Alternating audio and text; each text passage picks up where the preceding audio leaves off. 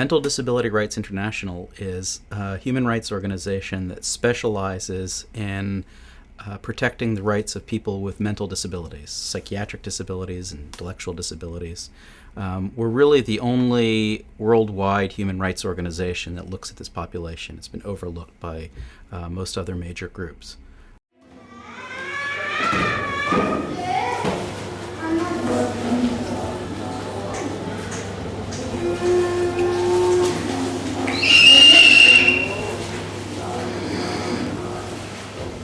Our report examines conditions in institutions run by the Directorate for Social Services and Child Protection.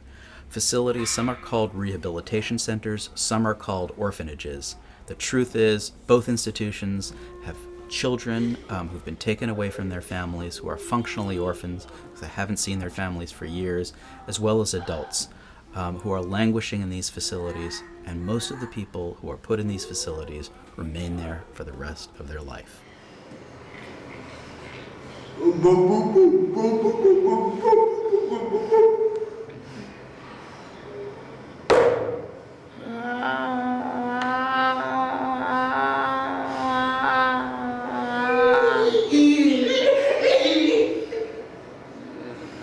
One of the most horrendous things that happens to kids who've been neglected, you see them start rocking back and forth, you see them start self-mutilating, poking their fingers in the eyes, hitting themselves.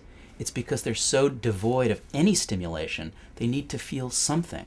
So self-abuse becomes created by this total neglect in the facility.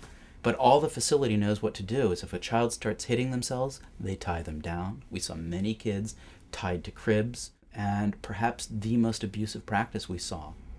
Literally, some duct tape is used. They take a 1 liter Coke bottle, cut it in half, and tape it over their hands. Those children grow up never using their hands. We consider this inhuman and degrading treatment or torture under international human rights law.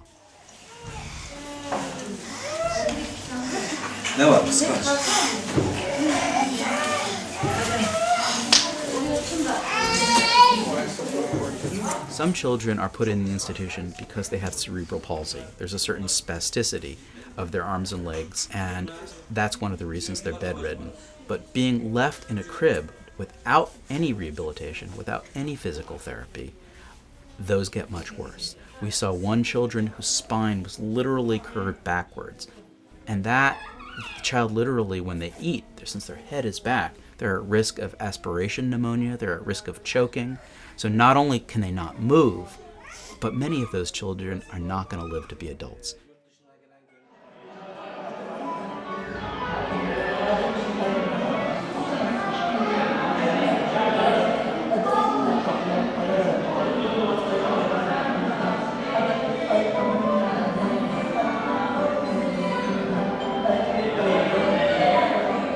In the mental health system, our major concern has been about the practice of what's called unmodified ECT. ECT is electroshock administered to the brain that causes a full body seizure. And when it's used with precautions such as anesthesia, muscle relaxants, it's an accepted practice in most countries of the world. But in Turkey, it's used without anesthesia, without muscle relaxants. The evidence has shown that spinal fractures, dislocated jaws, broken bones, overall muscle soreness are what happens when the whole body goes into this convulsion, into this seizure, without the muscle relaxants. We've interviewed psychiatrists who've actually said that the practice is used for punishment.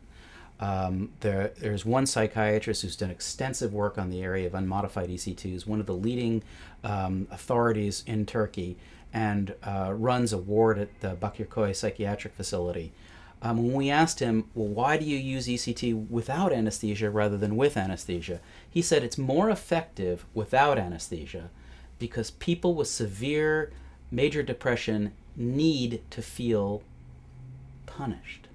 His theory is he's inflicting punishment intentionally on people. It's a crazy theory, and it's also torture. It's a violation of international human rights law.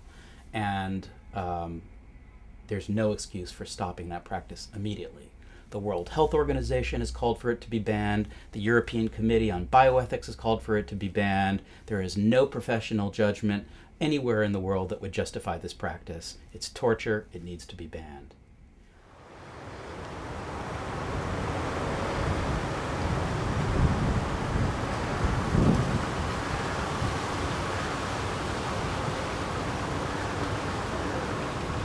Apart from the ECT, many people are subjected to pure custodial care in the facility. Pervasive inactivity is the major, most consistent finding we found both at the psychiatric facilities and at the rehabilitation centers. It in itself is a form of inhuman and degrading treatment, to leave a person all their life doing nothing. And it also contributes to a person's disability, contributes to their psychiatric disabilities, contributes to their intellectual disabilities.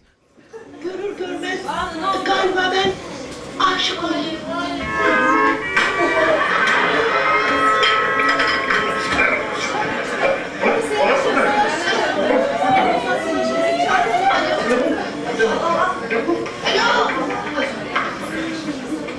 Ben buradayım. Ben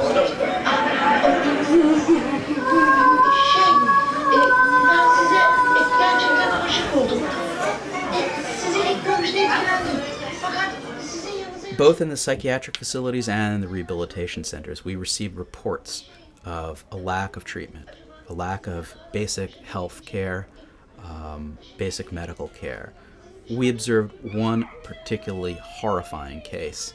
In the Manisa psychiatric facility, we ran across a man who was disfigured, who literally had a large cotton ball in place of what should have been his mouth, and a large cotton ball in his eye socket. This was a man who had apparently tried to commit suicide, put a gun into his mouth. He was originally transferred from a prison. He had had some surgery, but when he was transferred to the psychiatric facility, they stopped his medical treatment, and he was told that until 1 year, when he's released to the psychiatric facility, he can't get the final surgery he's going to need to be able to restore the use of his mouth. He can't eat. He's got tubes hanging permanently out of his mouth and a syringe, and he feeds himself by putting the tube, the liquefied food, into his nose. And that's what this person is being subjected to. That, we believe, is the example of what it means to be in a psychiatric facility and not get basic medical care. Now, there are answers. It's not as if what they've done has ruined these people's lives forever if they take action right now.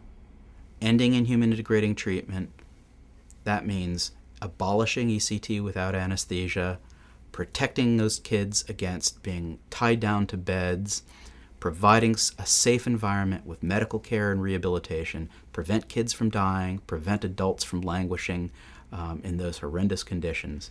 We're calling on the government of Turkey to do what every other country in Europe has done and many other countries of the world have done. Create a community-based service system that will allow people a chance, an opportunity to enjoy the pleasures of life, to be in contact with family, to be in contact with friends, to live in the community. That's what we're asking for. Other countries have done it. Turkey can do it. And as EU considers Turkey for accession, we'd like to ask that the EU consider this part of its human rights record and ask Turkey to comply with these international standards. I'm very confident that Turkey can do it. We ran across excellent mental health professionals, wonderful activists, caring parents. Turkey has all the resources they need to do it, and I have every confidence that in a few years we can see a very different situation in Turkey's mental health system.